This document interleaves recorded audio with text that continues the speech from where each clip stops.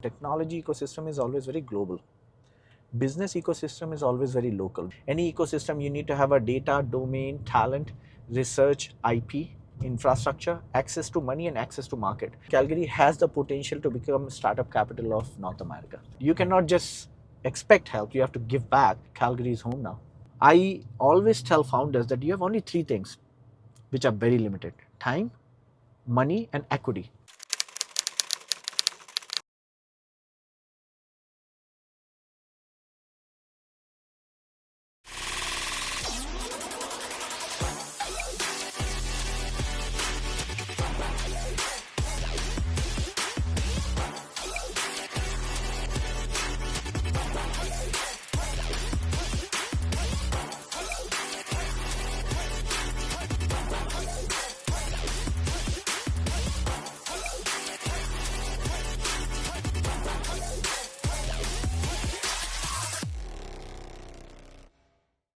Neeraj, thank you so much for joining me. I'm really excited to have you on the show. Thanks a lot for inviting me. Neeraj, it feels like you must have at least 48 hours in your day because the number of organization companies you are involved with is extremely inspiring. So let me know what is the secret, how I can manage my time to make sure that I'm also part of lots of things. But from your global perspective, you lived and work in so many different ecosystems. So what brings you to Calgary? And if you compare Calgary to other ecosystems, where do we stand? It's a very good question. So I have lived across the globe and have studied in Sweden and India and US as well. And I was fortunate enough that I have seen many ecosystems like Bay Area and UK and India, um, Israel ecosystem and all coming to where they are today. And we call it as a very strong business and innovation ecosystem. So I always keep looking into the ecosystem where either it's a very strong business ecosystem or very strong technology ecosystem. So for example, Israel is a very strong technology ecosystem, and technology ecosystem is always very global. Business ecosystem is always very local because it looks into the local markets. Technology ecosystem adopts the business ecosystem. So for example, India has always been very strong business ecosystem and now becoming a very strong technology ecosystem as well. And uh, US and especially Bay Area is one of those places where it's a balance of technology and business ecosystem. um, any ecosystem when you're looking at, you need to figure out why you're going over there, and at least there are one or two industries which are strong enough. um, uh, Unfortunately, when I became entrepreneur in 2003, close to 22 years back, when I didn't have money, I saw all these ecosystems becoming big and very strong, and I was a struggling entrepreneur back then. And when I started making money, I started investing in companies. But the bigger challenge for me was, those ecosystems were already very saturated or very crowded, so to say. Still, a lot of things can be done. And, I kind of stumbled upon Calgary. And I figured out that Calgary is a very strong innovation and entrepreneurial ecosystem, but predominantly around one industry, oil and gas and energy, right? But very strong ecosystem. Government is stable, people are very humble, very friendly, very intellectual. A lot of innovation is happening. So I realized that this is the kind of a ecosystem where after some time you will start seeing a pivot around technology ecosystem as well, because all these traditional industries like oil and gas will go through sinusoidal curve. Sometimes it will be like high in demand, otherwise it will be low. And I fortunately came on the right time, 2018-19, when almost that uh, oil and gas ecosystem was opening up, and technology ecosystem around oil and gas ecosystem started opening up. And that's where I decided that probably I should come here and start validating my hypothesis, and came here around 2018-19. Started becoming part of this ecosystem. And the best part with this ecosystem is um, that everybody is ready to help, but you have to also put in effort. You cannot just expect help, you have to give back. And my international experience also was kind of fitting into the growing tech ecosystem over here, and rest is history. I became part of a lot of startups, scale ups, other organizations, and I think I can confidently say that Calgary is home now. This is really nice story, and thank you for giving back, and thank you for again for this interview, because it's important to learn more about the people who are shaping the ecosystem over here. So in your advisor role at Invest Alberta, what are the trendy, most active directions right now for industries, and what makes Calgary unique and competitive for global founders? Yeah, interestingly, Alberta and Canada and Calgary is becoming a good market as well. Like, um, doesn't matter whether it is B2B or B2C, people are experimenting with new tech, new products, new kind of business models. So that's one thing that because Alberta and Canada is small as compared to US and India and other places, right? But it's becoming a good validation. And I keep saying that Calgary is gateway to North America and Alberta. Like with that hypothesis, the point is a lot of companies which are coming from Europe or Asia can come to Alberta, come to Calgary, start, and it has a perfect ecosystem. Like I keep saying that any ecosystem, you need to have a data, domain, talent, research, IP, infrastructure, access to money, and access to market. All those things are here. Post-secondary institutes and universities are very strong here. Um, corporate ecosystem is very strong. Government is stable, as I've said multiple times. And an innovation ecosystem at large, incubators like Platform Calgary, everybody is working towards a common goal to make Calgary an international city, right? So the best part is if you are not from Canada, come over to Calgary. You can validate, develop, and do MVP of your product in Calgary, grow across Canada, and then go to other markets like US or Mexico or wherever you want to. So that's why I keep saying that can have or Calgary has the potential to become startup capital of North America. And that has been the hypothesis of Invest Alberta. At Invest Alberta, we are trying to help companies which are coming from all over the world, from any part which is outside Alberta. How can we help them be successful? That's the mantra of Invest Alberta and other organizations like CED and other organizations as well. So that's why it's a very interesting time. And it's not just a business destination, it's also innovation destination. And if you briefly describe what are the most active industries right now here in Calgary, that would be Yeah. really exciting. So oil and gas is always have been our most important industry, and around that, so much innovation is happening. As you know, so many other things are happening around energy and oil and gas. That's one. But Canada, Alberta, and Calgary always have been very strong in other sectors like manufacturing, supply chain, trade, material sciences, aerospace and aviation and defense, AI, medtech, fintech. So the point being, all these industries require different components at different stages. And if you are a startup or a scale up, you have a different kind of a requirement. And that's where the thing is we are very strong in domain and industry connect, and we are very strong in helping startup ecosystem. So that is where I feel that these industries are flourishing, and that's where you will see so many unicorns like Benevity and Neo Financial. Each sector, you'll find a company which is becoming $1 billion company. What it shows is that you have a potential to become international unicorn, right? And that's where I'm excited. There are other industries or technologies which are also developing, like quantum computing as well. But I feel that many interesting sectors like aerospace defense, like manufacturing tech, are gonna become very, kind of important and significant globally. You mentioned about the aerospace, and that's what we see right now, that the ecosystem is growing. There are lots of interest from the government. Why aerospace in Alberta and Calgary, and why right now?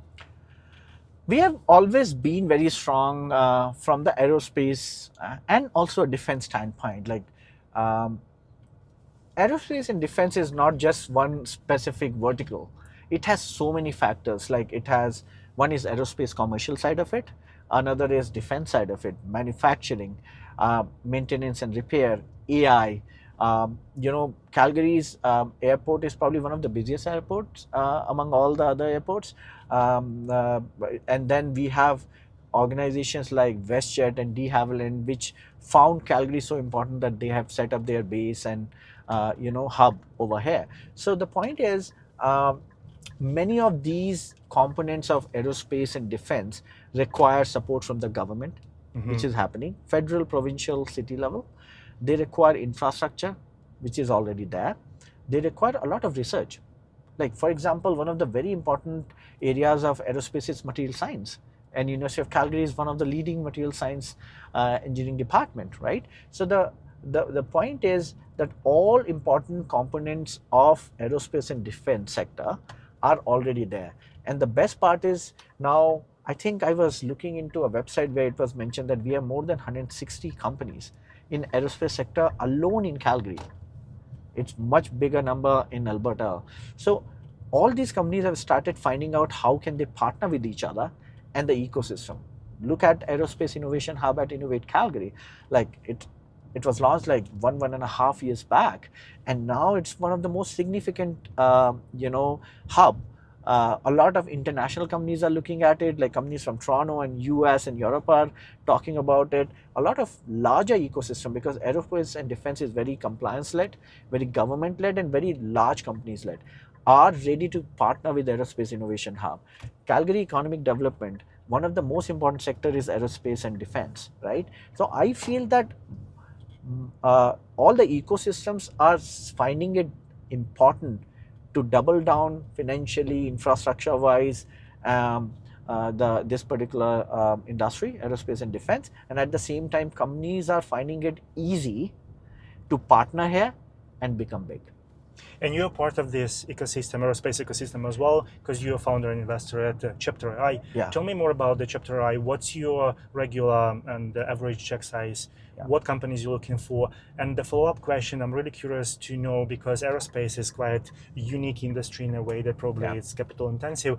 When the companies become truly venture backable, so what milestone they have to hit before someone put money into them?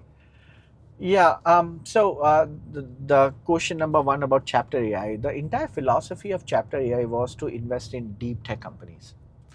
Not just AI, but deep technology companies, because the biggest challenge in deep tech companies, and I keep saying that every decade has a theme between business and innovation ecosystem. Like if you look into 2010 to 20, all this e-commerce and all these things were happening because a lot of business innovation was happening around the world, not just Calgary or Alberta. But 2020 onwards, you'll suddenly see the pandemic and post-pandemic, it's very deep tech ecosystem. A lot of innovation around the world is happening. AI is probably one of the biggest sector, but everywhere. So the moment you start talking about deep tech companies, the biggest challenge of deep tech companies are that their development cycle is large. Like it takes like 2 years to 5 years time sometimes, and they are dependent on infrastructure, they are dependent on ecosystem, they are dependent on money and everything else. The second part is deep tech ecosystem also requires you to get validated by large corporates as well. So Chapter AI philosophy always have been to look into deep tech startups which have potential to become MVP stage, and then connect them and validate them through large corporates or other customer segments. And in that process, if that entire process takes 2 to 5 years time, can we reduce it to 1 to 3 years time period? Can we give them money?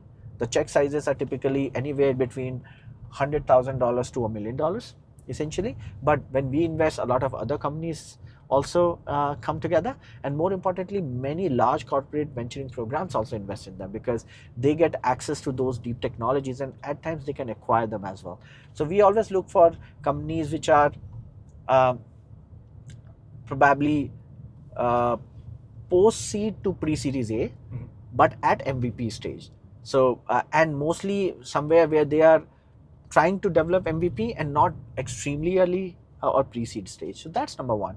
When you start talking about aerospace and defense, depending upon the sectors, like if you're talking about the AI, the problem is data, access to data. So we look into those companies where, we always have a philosophy called physics, chemistry, mathematics. And physics is something wherein the domain and a sector. So when we talk about aerospace and somebody says, I'm going to create a platform for managing airports, passengers and something like that. The bigger challenges is, do you have a data, or do you have access to data? Is data regulated? Do you have any other organization like Calgary Airport that is ready to work with you? So that's number one part of it. That is physics. That what industry you're looking into, is this a genuine problem for you?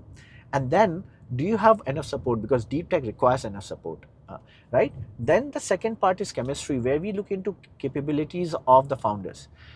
We always invest in applied deep tech and not extremely fundamental deep tech. So if you are talking about aerospace, then we would want to see if the founders have experience in a specific sector in aerospace or subsector in aerospace. Plus, if they are talking about AI, then do you have a founder who is AI expert? Because these are the two important factors for us. So the chemistry is very important in terms of founders and what's the composition of founders. It applied deep tech means you need to have technology and domain expertise. And then third part is mathematics, where we look into companies which are typically $5 to $20 million valuation. Is if you're less than 5, more often than not we don't invest, and if they're more than 20, we probably, like, we have invested, but we probably won't invest. And then between 5 to 20 MVP stage companies, we try to help them grow and have a good revenue validation and multiplier around that. So that's our philosophy. Through your work at Formulate AP, Yeah. that's another chapter, right? That's where your expertise lies in the IP. Yeah. So where do you see early stage founders go wrong with their IP strategies? And for you as an investor, how important is it, and how much weight does it carry in your investment decisions? Yeah, and it's a very good question, because the moment you start talking about IP, I should say that there is IP and there is IPR. There is intellectual property and there is intellectual property rights. Anything you are building is intellectual property. The moment you start filing and registering it, it becomes intellectual property rights, like patents and trademarks and copyrights. Like if you look into movie industry and arts and entertainment, which is very big in Calgary, right? I missed that particular sector, entertainment and arts. It is very much trade secret and copyright led, right? Versus aerospace industry or biotechnology pharmaceutical industry, which is very much IP based, versus AI ecosystem, which is very much trade secret led as well. So the important part of a deep technology company which is IP led, not IPR led. IPR like is the tool, right? Is number one, always think about your business strategy, your expansion strategy, and your revenue strategy. And then understand what are those tools which may help you partner. For example, if you are AI based company and if you are creating a lot of algorithms and around that applied frameworks, and you feel that you can safeguard it and you don't have to disclose anybody to anybody, probably it's better to keep it as a trade secret. Versus if you are a company which is very much partnership led, but you'll have to disclose your technology or you cannot protect your technology, you may want to file a patent or a suite of patents. But also patents are very jurisdictional, like wherever you file you get the grant, and these are timeline restricted. So you need to think about your budgets around IP. You need to think about your business plan and align your IP strategy with your business plan. And that's what I keep saying. A lot of times companies will say and come and say, oh, we have 7 patents. I'm like, no, that's a wrong way of explaining it. Tell me what's your business strategy and how you are aligning your business strategy with your IP strategy, which can make you successful to the outcomes of valuation, impact, and revenue. And I'm very happy that even early stage ecosystem, there is Elevate IP at Innovate Calgary. Kevin Dahl is running that organization and doing an amazing job with his team, wherein even at the early stage where, the startups have so many challenges that IP becomes like at times overlooked. This grant and IP strategy help them at the very beginning, because otherwise most of the ecosystems you go to, most of these grants are around late stage ecosystem, and these companies already have money. They can create strategies where early stage companies cannot. And there are rules like go to market. So if you have already gone in public, many of the countries you lose the right to file a patent. And some of the countries like Canada and US, you get 1 year of a time. So you should know all these things, because what if you file, you don't have money and you don't file a patent, and it has been more than 1 year, and you have gone in public, which means you may not be able to file the patent anywhere. So I feel that IP plays a very important role, and IPR should be used as a tool. So every entrepreneur should have a financial literacy around accounting, finance, equity, and cap table, and IP literacy if you are a deep tech company. Nicely put.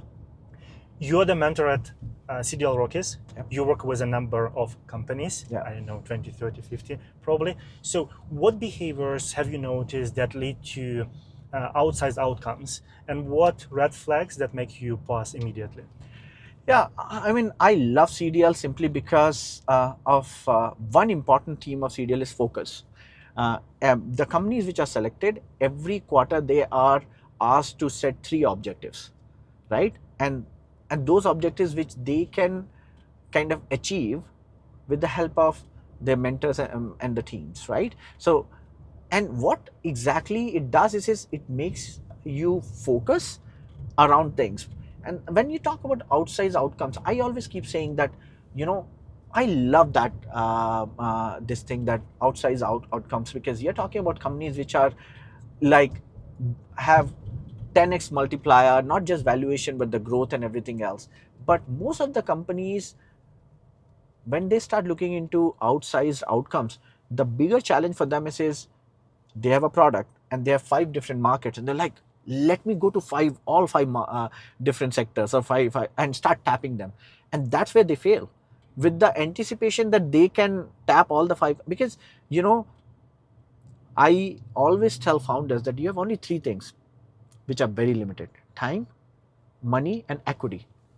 You have to be very careful with your time, with your money, and with your equity, right? So the point is, focus is the most important thing. So if you feel that you can generate $10 million revenue, let's assume, and people are anticipating $3 million revenue from you, but you feel that you can generate $10 million revenue, and your probability of generating $10 million revenue with one particular sector is higher than generating 10 million in 5 different sectors, then focus on that. Because a lot of time people think that if I will go to 5 different sectors, probably my revenue will grow. But what they don't understand is that every sector is different, their go-to market is different.